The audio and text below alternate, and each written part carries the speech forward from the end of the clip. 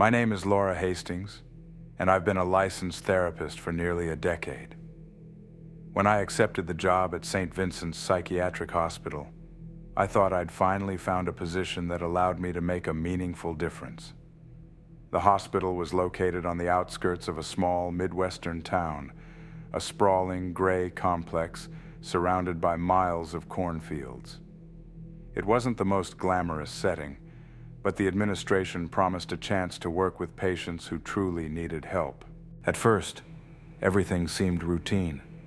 My days were filled with intake assessments, therapy sessions, and endless charting. The hospital operated like most other mental health facilities I'd worked at, though the caseloads were heavier and the staff seemed perpetually on edge. I chalked it up to burnout. Mental health care isn't exactly a field known for its abundance of resources or easy hours. Things started to feel off during my third week. It began innocently enough. I was reviewing the intake file for a new patient, Amanda Jensen. Amanda was a 28-year-old woman admitted for severe depression and suicidal ideation. According to her file, she'd been brought in by her older brother, who claimed she'd been talking about ending her life for weeks. The file included standard notes from the intake nurse and a signed consent form for voluntary admission. But something about the file nagged at me. Amanda's signature on the consent form was shaky, almost illegible, as if she'd been forced to sign it. The nurse's notes were unusually brief, missing the level of detail I'd expect for someone admitted under such serious circumstances. When I met Amanda during our first session, my unease grew. She seemed detached, answering my questions in monotone and staring at the floor most of the time. That wasn't unusual for someone with severe depression, but when I asked about her brother, her response caught me off guard. "I don't have a brother," she said flatly. I paused, unsure if she'd misunderstood. "Your file says your brother brought you here," I clarified. "His name is Michael Jensen." Amanda frowned, her gaze flickering up to meet mine for the first time. "I don't know anyone named Michael." My stomach tightened. There could be an explanation. Maybe Amanda's mental state had caused memory issues, or perhaps there was some confusion during her admission. Still, I made a note to follow up on it. Over the next few weeks, I started paying closer attention to the intake files. To my surprise, Amanda's case wasn't an isolated incident. Another patient, a middle-aged man named Greg Saunders, had been admitted for acute psychosis. His file stated he'd been brought in by his employer, but when I mentioned it during a session, Greg became agitated. "That's not true," he said, his voice rising. "I quit that job months ago. They don't care about me. Why would they send me here?" I tried to reassure him, but the encounter left me shaken. The discrepancies were piling up, and they weren't the kind of mistakes that could be chalked up to clerical errors. Something was wrong. I decided to dig deeper. During a rare quiet moment, I accessed the hospital's electronic record system and began cross-referencing the intake files with external information. What I found made my blood run cold. Many of the so-called sponsors, family members, employers, friends, listed on the forms didn't seem to exist. Phone numbers led to disconnected lines, and addresses were often for vacant lots or abandoned buildings. It wasn't just the files that were suspicious. The hospital's administration seemed almost too eager to keep the beds full. Patients who no longer met criteria for inpatient care were kept on extended holds under questionable pretenses. Requests for discharge were frequently lost or denied due to vague clinical concerns. One night, as I was leaving late, I overheard a heated conversation between two administrators in the hallway. They were speaking in hushed tones, but I caught enough to understand the gist. "Can't keep doing this," one of them said. "It's going to blow up in our faces." "We don't have a choice," the other replied. "You know what's at stake." I stepped away before they noticed me, my heart pounding. What exactly was at stake, and how far were they willing to go to protect it? I couldn't let it go. Over the next few days, I started asking quiet questions, careful not to raise suspicion. Most of my colleagues brushed off my concerns, claiming it was just part of the job. But one nurse, a woman named Rachel, pulled me aside after a staff meeting. "Be careful," she warned, her voice barely above a whisper. "People who ask too many questions around here don't last long." Her words sent a chill down my spine. I wanted to believe she was being dramatic, but the fear in her eyes was real. Whatever was happening at St. Vincent's, it was bigger than I'd realized, and I was determined to find out the truth, no matter the cost. Rachel's warning didn't deter me. It only made me more determined to uncover what was happening. The next day, I arrived early and dove deeper into the hospital's records, focusing on the patterns I'd already started to piece together. What I found only deepened my unease. Many of the patients' admissions followed a similar script: vague details about who brought them in, incomplete consent forms, and glaring discrepancies in their backgrounds. Several patients were listed as having family members who didn't exist or who couldn't be reached. Even more troubling, a few patients' medical histories included diagnoses or treatments they vehemently denied ever receiving. One case stood out. A young man named Jason Brooks had been admitted 6 months earlier for what the file described as paranoid delusions. According to the notes, Jason claimed he'd been forcibly taken from his home by 2 men who identified themselves as hospital staff. The official record dismissed his story as a symptom of his mental illness. But as I read through the rest of his file, I noticed something odd. There were no police reports, no legal documentation, nothing to corroborate the hospital's claim that Jason had consented to treatment. That evening, I decided to visit Jason's ward. He was housed in one of the long-term care units, a sterile and dimly lit wing of the hospital where patients spent most of their days in subdued silence. When I found him, he was sitting by the window, staring out at the empty fields beyond the hospital grounds. Introducing myself, I asked if he'd be willing to share his experience. Jason's initial hesitation was palpable, but he eventually opened up. He described how 2 men had shown up at his apartment late one night, claiming they were there to help him. When he resisted, they'd forced their way inside and sedated him. The next thing he remembered, he was waking up in a hospital bed, confused and terrified. According to him, they said he'd agreed to come here, but he was adamant he'd never signed anything. His words stuck with me long after I left the ward. Jason's story wasn't just plausible, it fit the pattern I'd been seeing. But proving it would be another matter entirely. I needed more evidence. Over the next few weeks, I started documenting everything I could. I took detailed notes on patient files, gathered records of staff conversations, and even managed to photograph a few questionable consent forms. The more I uncovered, the clearer it became that the hospital was engaging in unethical and possibly illegal practices. But my actions hadn't gone unnoticed. One afternoon, I was called into the office of Dr. Robert Whitaker, the hospital's medical director. Whitaker was a tall, imposing man in his 60s, with sharp features and a voice that commanded attention. He'd always been cordial during our brief interactions, but this time his tone was anything but friendly. He told me there were concerning reports about my behavior, mentioning that I'd been accessing patient records outside of my assigned cases and asking inappropriate questions. He reminded me that my job was to provide therapy, not to question the admissions process, and advised me to drop the matter immediately for my own good. The implied threat hung heavy in the air. I nodded, knowing there was no point in arguing. But as I left his office, my resolve only hardened. Whatever was happening at St. Vincent's, it was bigger than I'd realized. And if the administration was willing to go to such lengths to silence me, it meant I was closer to the truth than I'd thought. That night I made a decision. I couldn't keep investigating from within the hospital. It was too risky. I needed to find someone on the outside who could help. someone with the power to hold St. Vincent's accountable. The stakes were higher now, but I wasn't going to back down, not when so many lives were at stake. The more I thought about it, the clearer it became. If I wanted to expose the truth, I couldn't do it alone. I spent that evening researching advocacy groups and legal organizations that specialized in healthcare abuses.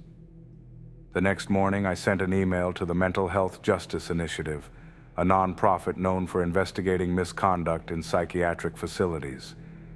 I included a summary of my findings, careful to avoid incriminating myself too directly, and asked if someone could meet with me in person. Days passed without a response, and I began to worry that I'd overstepped. Meanwhile, the tension at work grew thicker. Staff members who'd previously been friendly now seemed guarded, their conversations cutting off whenever I entered the room. Rachel, the nurse who'd warned me earlier, avoided me entirely. I felt like I was walking on a tightrope, and one misstep could send me plummeting. Finally, a reply arrived. The email was brief, but direct. "We've reviewed your concerns and would like to learn more. Meet me at Jackson's Diner on Thursday at 6 p.m. Ask for Will." The message ended with a phone number and a simple "thank you." No last name, no title. It wasn't much to go on, but it was a start. When Thursday evening arrived, I parked outside the diner, a nondescript place nestled in a strip mall on the edge of town. My nerves were on edge as I walked inside, scanning the room for anyone who might be Will. A man sitting in a corner booth raised his hand slightly when he saw me, his expression neutral. He looked to be in his late 40s, with graying hair and a weathered face that suggested he'd seen his fair share of battles. "Laura Hastings?" he asked as I approached. I nodded. "You must be Will. Have a seat," he said, gesturing to the bench across from him. As soon as I sat down, Will leaned forward slightly, his voice low. "You need to be careful. If what you're saying is true, you're dealing with people who won't hesitate to protect their interests." "I know," I replied, keeping my own voice steady. "That's why I need help. This isn't just a few errors in paperwork. People are being held against their will, and no one is questioning it." Will nodded, his expression grim. "It's not uncommon. Psychiatric facilities like St. Vincent's are under immense pressure to keep their beds full. Insurance reimbursements, government funding, it all depends on numbers. Sometimes that means cutting corners. Other times it means outright fraud. So what can we do?" I asked. Will pulled out a small notepad and jotted something down. "First, we build a case. I'll need access to whatever evidence you've gathered. Documents, patient files, anything that shows a pattern of wrongdoing. Once we have enough, we can involve the authorities. But we need to move carefully. If they suspect you're onto them, they'll shut you down before you get the chance." I hesitated. Sharing the evidence I'd collected felt like crossing a line I couldn't come back from. But I knew he was right. I couldn't do this alone. "I'll get you what I can," I said finally. Will gave a curt nod. "Good. And Laura, watch your back. People in power don't like to be challenged." The next few weeks were a blur of covert meetings and late-night document reviews. I'd photocopy files during my breaks, carefully avoiding the prying eyes of my co-workers. Each night, I'd meet with Will to hand off what I'd gathered. The more we uncovered, the worse it got. Patients who'd been declared stable were being kept for months without cause. Consent forms were forged, medical records altered. The hospital's administrators were running what amounted to a human trafficking ring, all under the guise of mental health care. But then, things took a turn. One evening as I was leaving the hospital, I noticed a black SUV idling near the parking lot. Its windows were tinted, and the engine hummed quietly. At first I thought nothing of it, but when I reached my car, the SUV's headlights flicked on, and it began to follow me. Panic set in as I drove home, taking a circuitous route through side streets and back roads. The SUV stayed behind me, always at a distance but never far enough to lose sight of. When I finally pulled into my driveway, it passed by slowly before disappearing down the street. I'd been careful, but clearly, someone was watching me. That night I barely slept, every creak and shadow in my house sending a jolt of fear through me. The next morning I called Will. "They know," I said, my voice shaking. "We'll figure it out," he assured me. "But you need to stay calm. If they sense you're panicking, they'll use it against you." His words offered little comfort. The noose was tightening, and I didn't know how much longer I could keep going without breaking. After the incident with the black SUV, I became hyper-aware of my surroundings. I varied my routes to and from work, avoided staying late at the hospital, and kept my phone close at all times. But no amount of caution could shake the feeling that I was being watched. One evening, as I was going through my collected documents, I found something I had overlooked before. It was a memo sent to all department heads from Dr. Whitaker, the hospital's medical director. The memo emphasized the importance of maintaining high patient census numbers and vaguely referenced external partnerships. The language was carefully worded, but it sent chills down my spine. It hinted at the underlying financial motives driving the hospital's operations. I decided to share the memo with Will during our next meeting. We met at a different diner this time, further out of town to avoid suspicion. Will reviewed the memo, his face tightening as he read. "This is exactly the kind of thing we need," he said. "It's not direct evidence, but it supports the narrative we're building. We'll need more, though." I nodded, my resolve firm despite the risks. "I'll keep digging." That night, as I returned home, I noticed something strange. My front door, which I always double-checked to ensure it was locked, was slightly ajar. My pulse quickened as I pushed it open cautiously. The living room was untouched, but when I stepped into my office, my heart sank. Papers were scattered across the floor, and my laptop, which contained my notes and copies of the evidence, was gone. I called Will immediately. "Someone broke into my house," I said, my voice trembling. "They took my laptop." Will didn't hesitate. "Leave the house. Go somewhere safe. I'll meet you."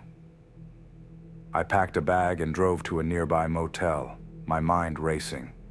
When Will arrived, he brought a burner phone and a secure flash drive. "From now on, keep backups of everything on this," he said, handing me the drive. "And use the burner phone for anything related to the case. Don't trust your personal devices."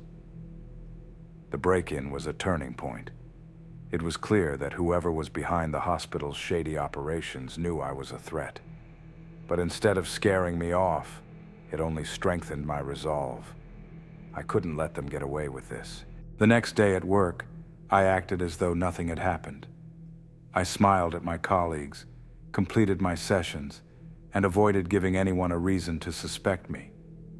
But underneath the facade, I was more determined than ever to expose the truth. As the weeks passed, Will and I continued to gather evidence.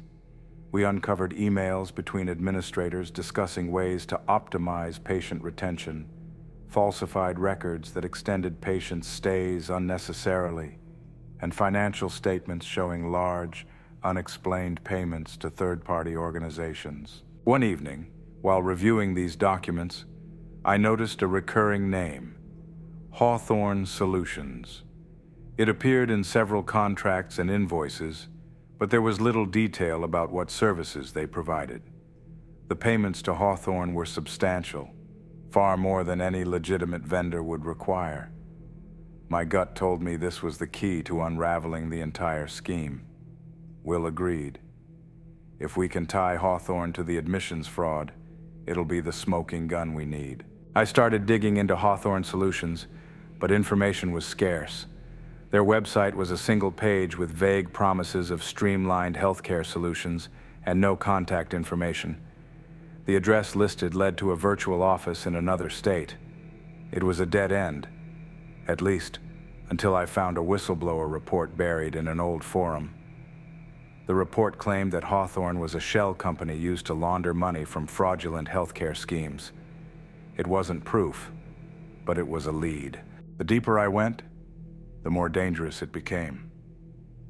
One morning, as I pulled into the hospital parking lot, I noticed Dr. Whitaker standing near the entrance, talking to a man I didn't recognize. The man's sharp suit and cold demeanor made him stand out among the hospital staff.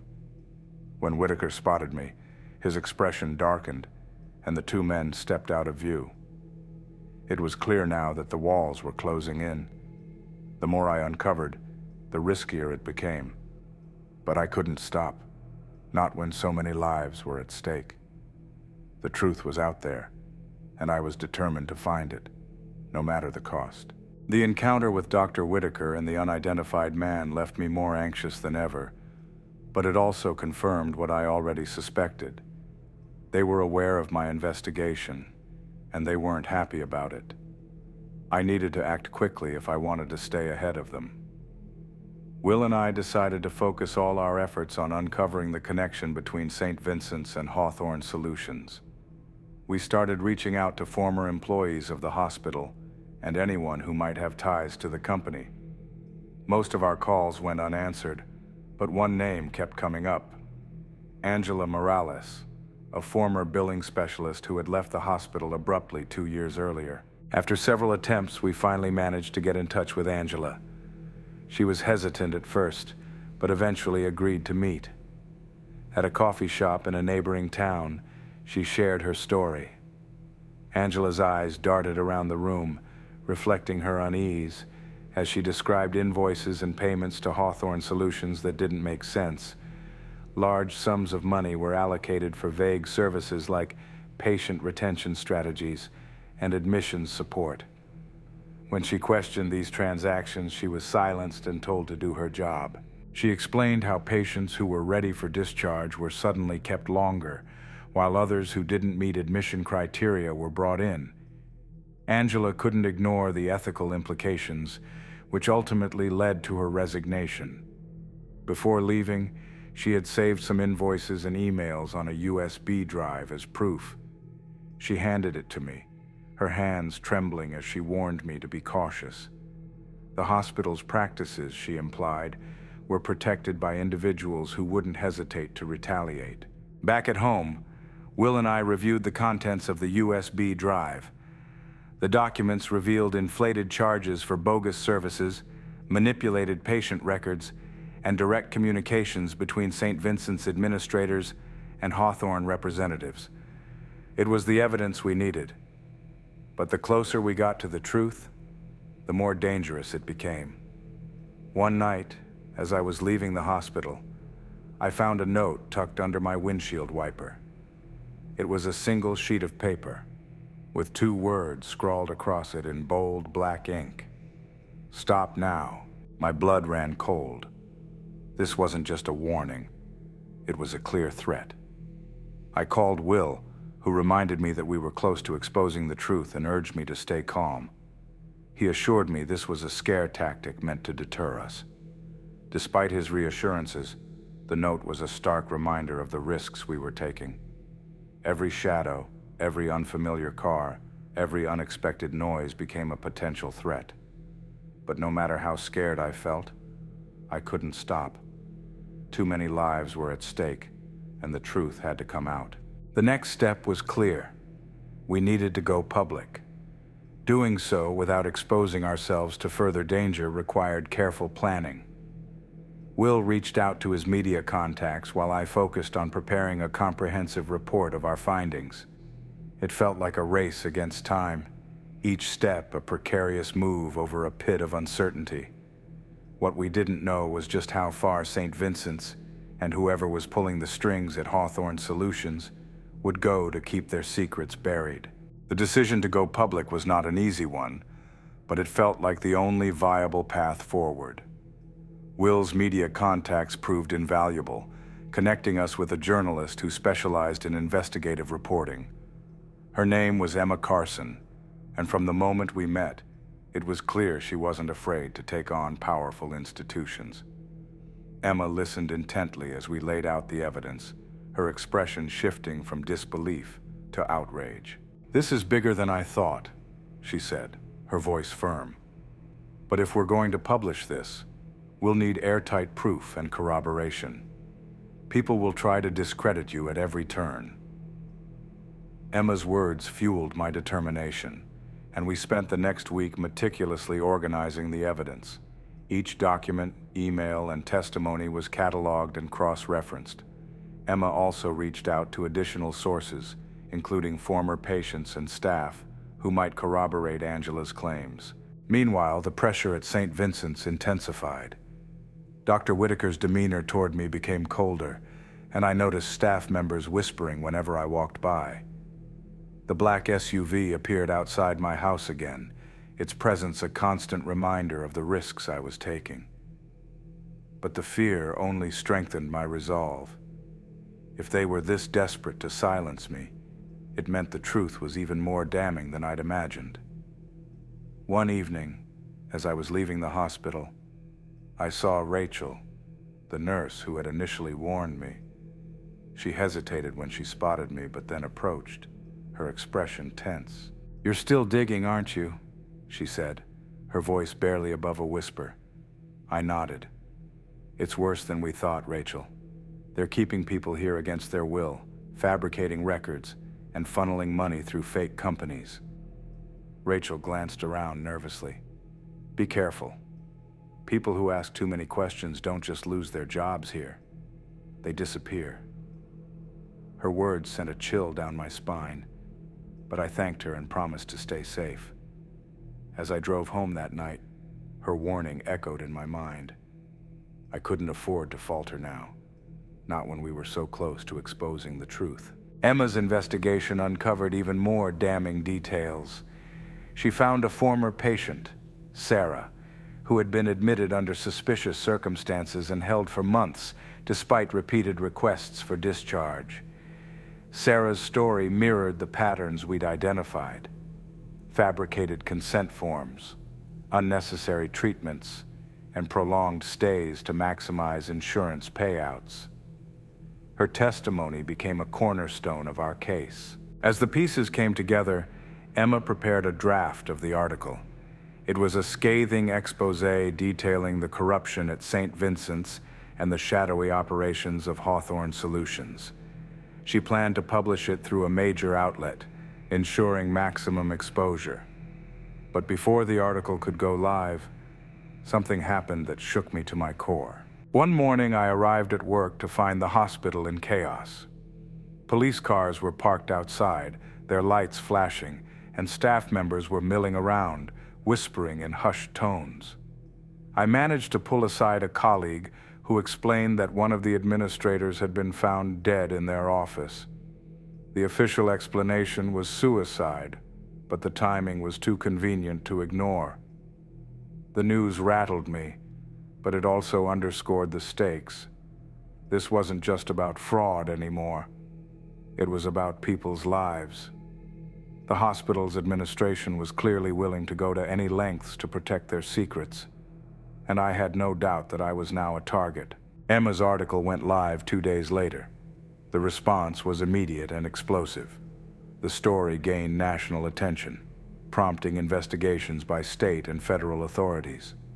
Whistleblowers began coming forward, adding their voices to the growing chorus of accusations. For the first time, it felt like justice might be within reach. But the fight was far from over. St. Vincent's issued a statement denying the allegations and accusing Emma, Will, and me of orchestrating a smear campaign. Their legal team filed a lawsuit against us, claiming defamation and breach of confidentiality. It was a blatant attempt to intimidate us, but we refused to back down. As the investigations unfolded, I received a call from one of the lead investigators. He informed me that they had uncovered evidence linking Hawthorne Solutions to multiple fraudulent schemes across the country. St. Vincent's was just one piece of a much larger puzzle. The revelation was both gratifying and terrifying. We had exposed a massive operation, but the people behind it were powerful and dangerous. Even as I celebrated the progress we'd made, I couldn't shake the feeling that the fight was far from over. In the months that followed, the fallout was immense. St. Vincent's closed its doors, its administrators faced criminal charges, and Hawthorne Solutions was under federal investigation. But the cost of exposing the truth was steep. I'd lost my job, endured relentless harassment, and lived in constant fear for my safety.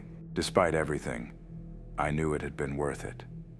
The lives we'd saved and the corruption we'd exposed were worth every sacrifice. As I sat in my now empty office, packing up the last of my belongings, I felt a strange mix of relief and sadness. The battle was over, but the scars would remain. I walked out of St. Vincent's for the last time, the sun setting on the horizon. The future was uncertain, but one thing was clear. I had done the right thing, and that was something no one could take away from me. If you like this story, don't forget to like this video, subscribe to the channel, and click on the bell to listen to new stories from Mr. Fear every day. Thank you for watching.